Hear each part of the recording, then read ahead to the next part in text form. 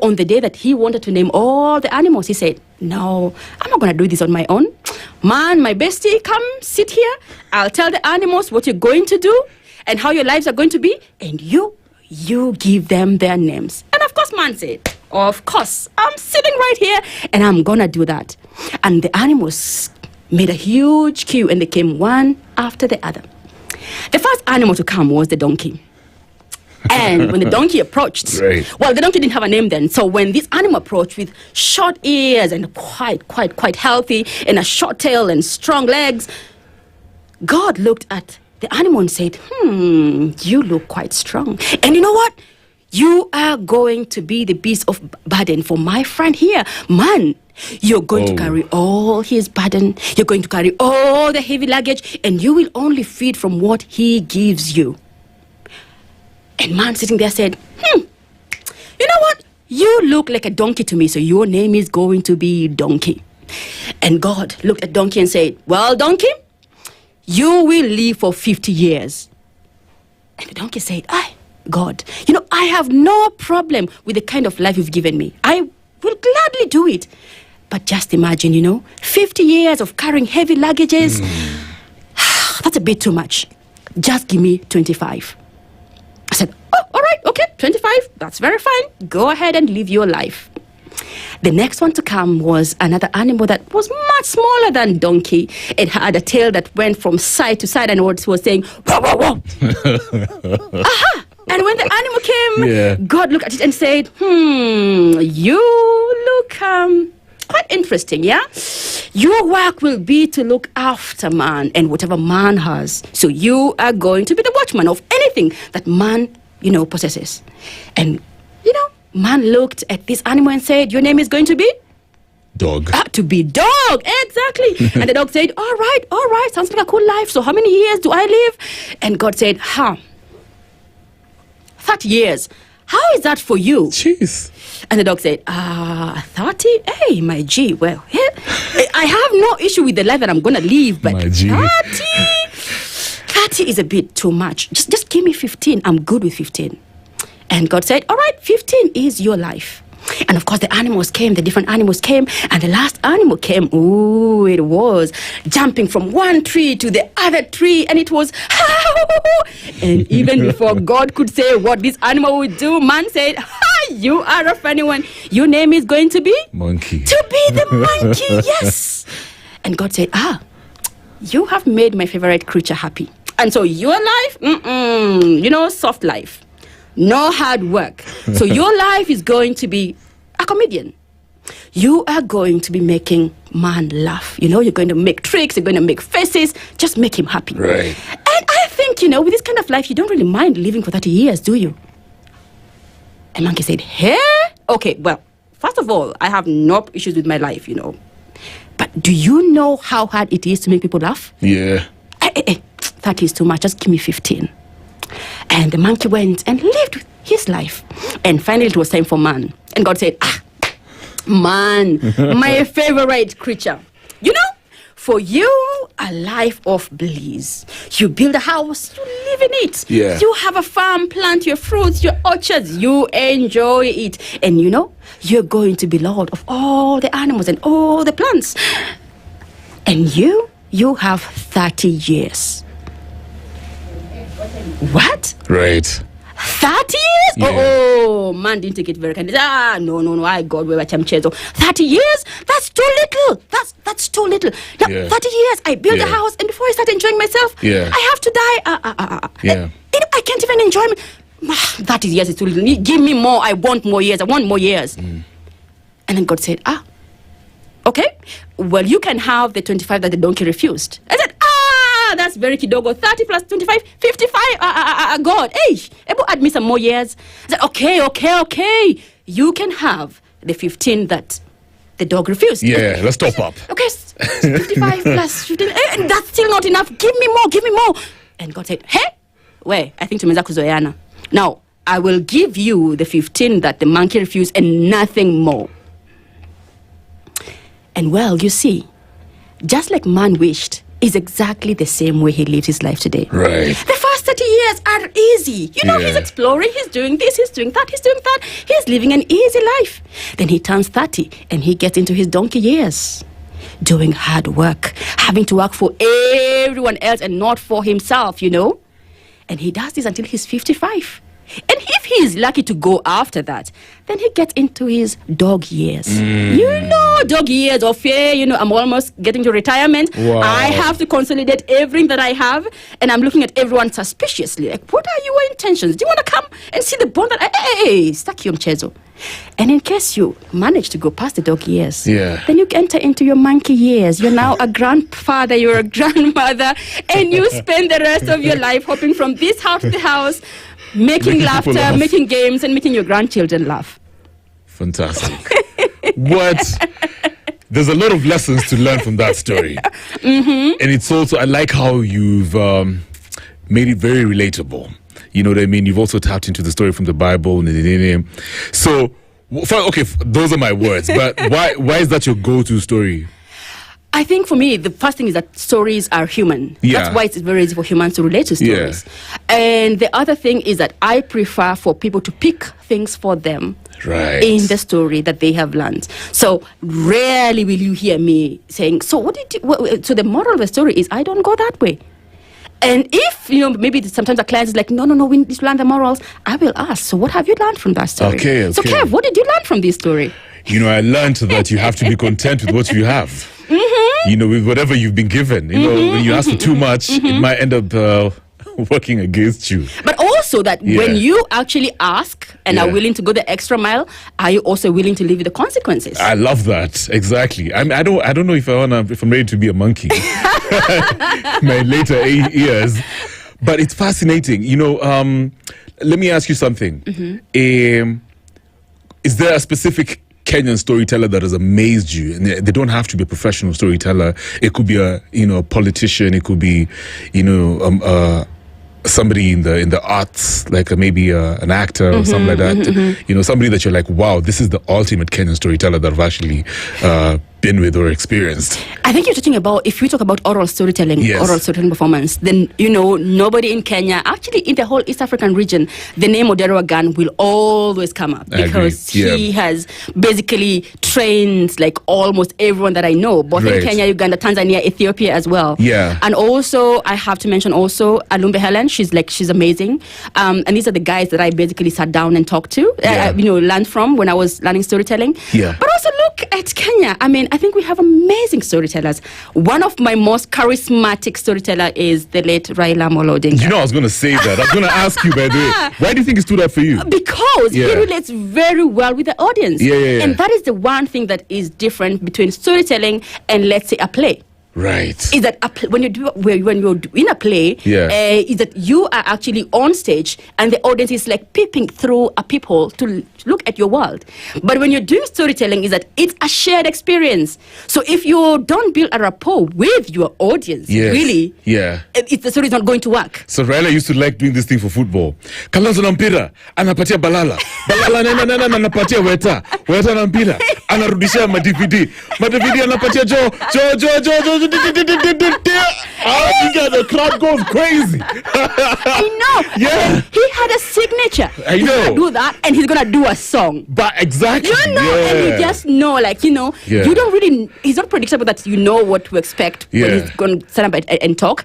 But you know very well that he's gonna do something that is gonna make me relate with him. He's gonna do a song. If I'm at the coast, I'm like, hey, you know, this is actually this is it. And I think that's one of the marks of a good so as a storyteller, you need to have your thing. Exactly. When we started this conversation, you said you got to be unique. What's your thing? I think for me, it's that I'm very conversational. Oh, I can tell. I can tell. And so the biggest thing is that getting to the audience and telling them, this is actually not my thing. Sometimes I'm the one who knows things here. You know, we're going to do this thing together. The conversationalism and, you know, getting to engage my audience. I always try to engage my audience. One thing about Raila, though, is for certain folks used to say that he wasn't as articulate. But funny enough, he stood out as a great storyteller. How do you balance the two? Because there's some people who, they're not so good with words. They might not know, they might not be the perfect English speakers in terms of grammar, but, you know, they're very charismatic. So how do you balance the two? When you, obviously, you don't sound as good, But, yeah. I think one of the things about storytelling is also, like I said, leaning onto what works for you. So him, charisma worked very well for him, relating with the audience. And also some of these things, you don't begin to be a storyteller and you're good at it. Actually, you won't believe it. When I began doing storytelling, I grew up in Nakuru. Yeah. And I had a proper Kikuyu accent. I can imagine. Yeah. So, I remember my very first show, rehearsing for my very first show at Allianz, and I was rehearsing and I had my R and L's and a gun was like, so every time I made something, I was like, oh my God, Not again. What is going to happen if I do this in front of an audience? Yeah. And I remember him telling me, you need to learn how to laugh at yourself. Oh, wow. If you laugh at yourself, the audience is going to laugh with you and not at you. Beautiful. So it is to find out. And also, by the way, who said that art has to be perfect?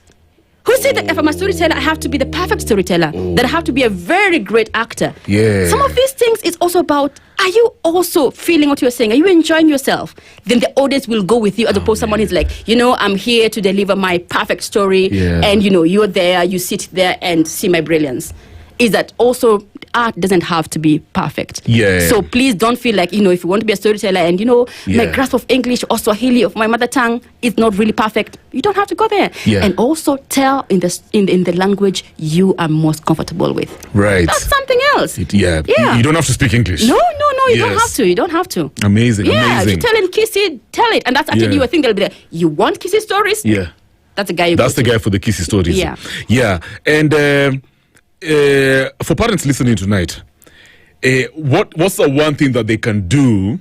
We kind of touched on it, but I guess you can clarify, in order to raise more imaginative and emotionally intelligent kids. Tell stories to your children. Tell them stories. And sometimes I find parents are telling me, but I don't know any stories. And if you're like me, you're a millennial parent, sometimes you didn't grow up listening to stories yourself because maybe your grandparents were very busy doing this and that. Read for them books. Okay. And I know that a lot of times as parents, you want to delegate this kind of work. It's like, okay, I'll buy you books, you read. Like I said, children is monkey see, monkey do. Yeah.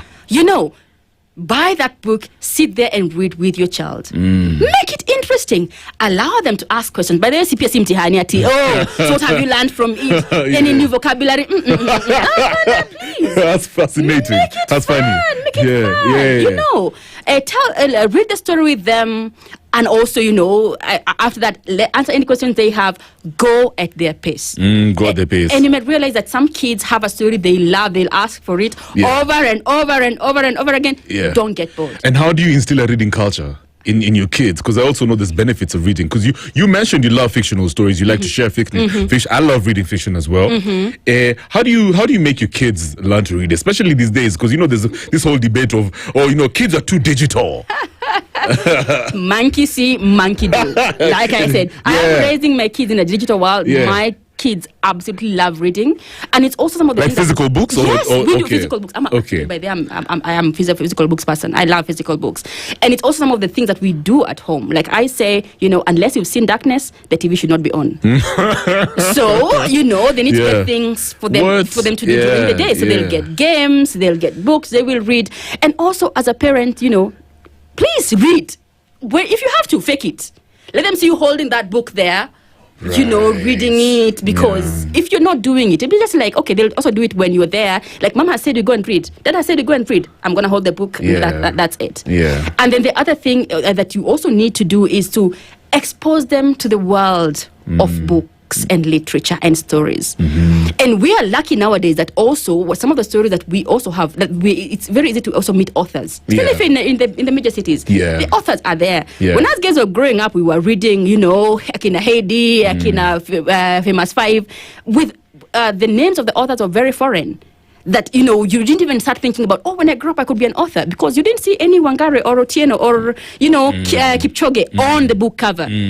But immerse them into the world of reading, and also create a culture around it. And please also, I think as parents, especially in the urban areas, we love planning for our kids almost to every minute. Like you do this and then you do this and then you do this.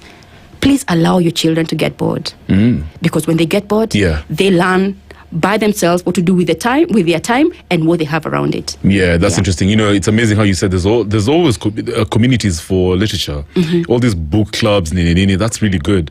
Yeah, and to be honest, I've just joined a few communities, just to listen to conversations, and it's fascinating. But the good thing, I've always been an avid reader, especially, like I said, fiction books. Now, what's the one story you think every Kenyan child or pretty much reader, people who are fascinated about awesome stories should engage with, should grow up hearing, should learn about? Yeah. Well, I'm going to be a bit selfish here and say, you know what, you should actually go and pick my book, one of my children's books. Yeah. And not because it's my book, but it's also an amazing book. It's called The Forever Tree. Oh, nice. And it's also one of the stories that I have been telling, I think, the last 20 years. It's one of the stories that also all my audiences receive very, very well. So it's a book version of it, which is, of course, it's quite different from the storytelling, the oral version of it. Yeah. Please go and pick The Forever Tree. What's it by about? Wangari Grace. It's about it's about a tree that has a very tongue-twisting name. Oh. But it is a tree that gave us all the different fruits. Nice. So it's about a journey of different characters going to try and find that tree, and also realizing that, you have to really focus on what you're going to do, as opposed to bragging about the things that you're good at. Yeah. I'm amazing at this, and you forget, okay, no, but the focus was on this. Yeah. That's amazing. When did you write this book, by the way? When was it published? That was my very first book, published in the year 2012 by Story Moja Publishers. Nice. And it's still one of the favorite books, I think, even for readers. It's one of the books that I think people identify with me. Yeah. Right. Amazing. What legacy do you hope your stories will leave in the minds of the next generation? That learning is actually fun. Okay. Because even when I'm doing my shows, one of the things I actually say, if you're going to say I have a priority of 3 things. The first thing is fun, the second thing is fun. Then learn something from it. Yeah. Because I believe that when you're actually enjoying yourself, you learn things much, much better as opposed to when you're told, sit here and learn. It's true. So I hope that, whether it is my books or my storytelling, that people have the curiosity to explore the world, to go out of their comfort zones, to know people, to know cultures from different places. And to do all this exploration from a point of wanting to know as opposed to wanting to compare or wanting to judge. I hope that is actually what I would love to live. Wanting to know. Curiosity, for me, that's what it means. That's what it feels like. Once again, you can tell folks about your event and how they can be a part of it. Because I really love the idea. 20 counties, you said. Yes, so 20 counties, 20 events in 20 counties, one for each year.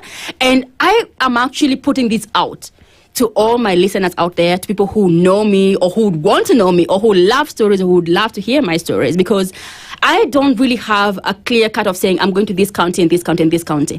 I would like you guys, wherever you are, to invite me to your counties and tell me, hey, Wangari, we have a local library where if you came there, we will bring our families to come and listen to storytelling.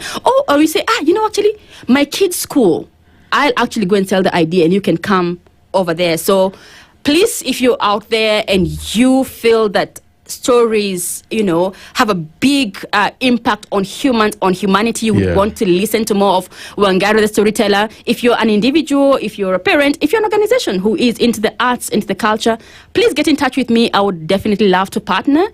And also, if you are an artist who is out of Nairobi and you work either with story or you write or you work with music, get in touch. I would love to co-curate events with you in your county, and we can do the thing together. And how can they get in touch? I'm very available on social media. So if you're on Facebook, look for me, Wangari the Storyteller. The same thing on Instagram. You can also send me an email at tales and more ventures @gmail.com. Tales as in stories, TALES, and more ventures @gmail.com. And if you really, really want to find my number, it is somewhere online. You will find it. Send me a WhatsApp message and say, hey, this is so-and-so. I heard you talking about this. how can, I have this idea, how can we do it together? Good stuff. Yeah. Thank you so much for coming through, Wangari Grace. You're very welcome, and thank you, Kev. This has been really nice. Exactly. We really appreciated your presence over here. Remember, guys, it's all about stories. Why stories matter. Yeah. We're, of course, rebuilding imagination in a digital generation, and I hope you learned a thing or two. That was, once again, Wangari Grace. She's a performance storyteller and a children's author. We're keeping it moving with some Aretha Franklin, Bridge Over Troubled Water. It's 9 minutes after 8. Tunde kazi. 94.4 Spice FM, Nairobi.